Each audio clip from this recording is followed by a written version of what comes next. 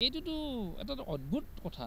তাৰমানে এফালে মানে কৈছে যে মুখ্যমন্ত্ৰী মহোদয়ে কৈছে যে কাৰ কাৰণে মানে দুজনে মাত্ৰ আবেদন কৰিছে, তেওঁ 1.5 লাখ মান আহিব বুলি ভাবিছিল। যদি তেনেকৈ ভাবিছে তেতিয়াহ'লে এই আইনখন অসমলৈ আনিবই নালাগিছিল।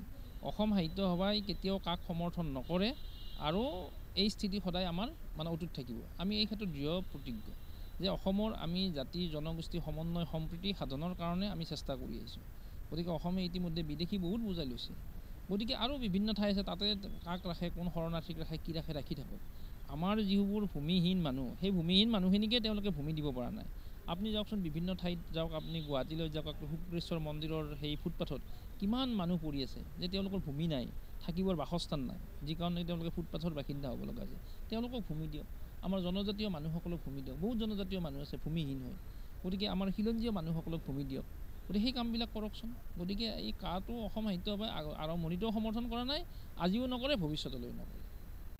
আমি ইতিমধ্যে এই প্ৰসংগটো বিভিন্ন কথাত আহিছে বা আমাৰ কাৰ্যনিৰ্বাহক বা প্ৰতিনিধি সভাতো কথাটো উত্থাপন হৈছে। আমি আজি এই যোৱা আমাৰ যি লোকসভা নিৰ্বাচন, তাৰ আগতে আমি BTRৰ যি আমাৰ চিফ প্ৰমোদ বড়ো ডাঙৰীয়াৰ লগত আমি অসম সাহিত্য সভাৰ এটি সজাতি দল, ময়ে গৈছিলোঁ নেতৃত্ব দি, তেখেতৰ লগত গোটেই বিষয়টো আলোচনা কৰিছোঁ। আৰু আলোচনা কৰাত তেখেতে তাৰমানে পোনছাতে বিষয়টো তাৰমানে নচাত কৰিছে আৰু কৈছে যে তেখেতে এটা সহৃদয়পূৰ্ণ ভাৱেৰে এই জাতীয় জীৱনৰ কাম কৰিব বিচাৰে আৰু এইটো অসমীয়া ভাষাৰ প্ৰতি তেখেত যথেষ্ট অনুৰাগী। কিন্তু এই যিবিলাক কথা হৈ আছে, যিবিলাক কথা ওলায় যে আমাৰ মানে এই যিটো ৰেচন কাৰ্ডত অসমীয়া ভাষাটো নাহিল, বড়ো ভাষাটো আহিল, এইবিলাক তাৰমানে কি হয়, এই ব্যুৰোক্ৰেট লেভেলৰ পৰা এইবিলাক কৰি এটা সমাজত তাৰমানে এটা বিশৃংখল পৰিস্থিতিৰ সৃষ্টি কৰি দিয়াৰ মানে প্ৰচেষ্টা লৈ থাকে বুলি তেখেতে নিজেই ব্যক্ত কৰিছে। আৰু অচিৰে তেখেতে তাৰমানে আমাক মাতি, বড়ো সাহিত্য সভাক মাতি, আপচুক মাতি এই বিষয়বিলাক অলপ আলোচনা কৰি এই মানে সকলোৱে সমিল মিলেৰে এই কাৰ্যৰ মানে ৰূপায়ণৰ কাৰণে প্ৰচেষ্টা হাতত লৈছে।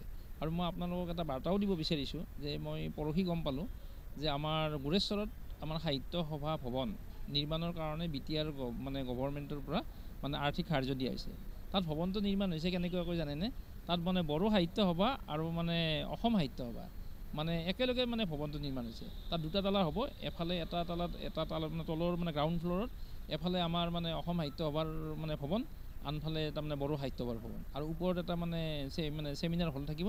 তাত দুইটাই হেৰি কৰিব। গতিকে কিমান সৌহাৰ্দ্যপূৰ্ণ মানে ভাতৃত্ববোধ ভাৱ। গতিকে আমি আচলতে ইতিহাসক নাজানো, কাৰণ মাধৱ কন্দলীয়ে যেতিয়া ৰামায়ণখন মানে অসমীয়ালৈ অনুবাদ কৰিছিল, সেইখন কিন্তু পৃষ্ঠপোষকত আছিল বৰাহী ৰজা মহামাণিক্য। তেওঁ কছাৰী ৰজা আছিলে। গতিকে তেওঁতো বড়ো ভাষাটো তেওঁ অনুবাদ কৰিব দিব পাৰিলেহেঁতেন, অসমীয়া ভাষাত নিদি। গতিকে সেইকাৰণে কৰিছিল যে সৰ্বজন বোধে আমি অসমীয়া ভাষাটো, মই ইতিমধ্যে ভাষণতো কৈছোঁ যে অসমীয়া ভাষাটো যেতিয়ালৈ শ্ৰী সমৃদ্ধ হৈ থাকিব তেতিয়ালৈ বড়ো ভাষা জীয়াই থাকিব, ৰাভা ভাষা জীয়াই থাকিব, তিৱা থাকিব, খামতি থাকিব, মিচিং থাকিব, দেউৰী থাকিব, চুতীয়া থাকিব। যদি অসমীয়া ভাষাটোৰ হানি বিঘিনি ঘটে, আপোনালোকে লিখি ৰাখক, তাৰ পৰা বড়ো ভাষাও নাইকিয়া হ'ব, ৰাভাও নাইকিয়া হ'ব। আজি অসমীয়াৰ যদি শিৱ থাকে, বড়োৰ বাথৌ থাকিব, আমাৰ ৰাভাৰ লাঙাদেউ থাকিব। অসমীয়াৰ যদি শিৱটো নোহোৱা হৈ যায়, বাথৌ নোহোৱা হৈ যাব, লাঙাদেউ নোহোৱা হ'ব। অসমীয়া যদি বিহু নাচটো থাকে, যে বড়োসকলৰ বাগৰুম্বাও থাকিব। গতিকে এইবিলাক এটা মানে ৰাজনৈতিক মানে এটা ষড়যন্ত্ৰ এইবিলাক। গতিকে এই ষড়যন্ত্ৰবিলাক আমি মষিমূৰ কৰি আমি প্ৰত্যেকেই আমি অসমীয়া ভাষাও উন্নতি কৰিব লাগিব আৰু বড়ো ভাষাও উন্নতি কৰিব লাগিব। আৰু সেই যাতে ভুল বুজাবুজিবিলাক নহয়, তাৰ প্ৰচেষ্টাটোৱে আমি সাহিত্য সভাই দূৰ কৰিবৰ কাৰণে সততে আমি চেষ্টা ৰাখি আছোঁ।